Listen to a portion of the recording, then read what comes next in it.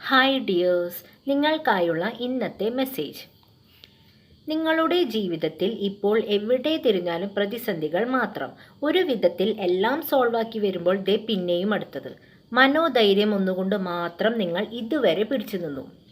ഫിനാൻസിൻ്റെ കാര്യം പറയുകയാണെങ്കിൽ എല്ലാ മാസവും ആരിൽ നിന്നെല്ലാം കടം വാങ്ങേണ്ടി വരുന്നു. പണിയെടുത്ത് കിട്ടുന്ന പൈസയെല്ലാം കടം വീട്ടാനേ തികയുന്നുള്ളൂ. പിന്നീടുള്ള നിങ്ങളുടെ ആവശ്യത്തിന് വീണ്ടും കടം വാങ്ങേണ്ടി വരുന്നു. നിങ്ങൾക്കാരൊക്കെയോ പാര പണിയുന്നുണ്ടെന്ന് നിങ്ങൾക്ക് നന്നായിട്ട് അറിയാം. പക്ഷേ അതാരാണെന്ന് ഒരെത്തും പിടിയും നിങ്ങൾക്കില്ല. നിങ്ങൾക്ക് വരുന്ന പല ഓഫേഴ്സും മറ്റുള്ളവർ തട്ടിയെടുക്കുന്നു. മണ്ണും പൊന്നും എല്ലാം മറ്റുള്ളവർ തട്ടിയെടുക്കുന്നു.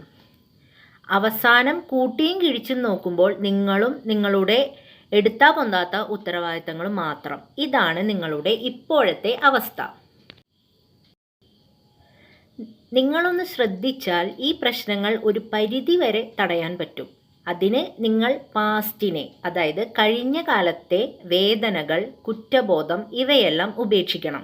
ഒപ്പം ഭാവിയെക്കുറിച്ചുള്ള ആശങ്കകൾ, വേവലാതികളും ഉപേക്ഷിക്കണം.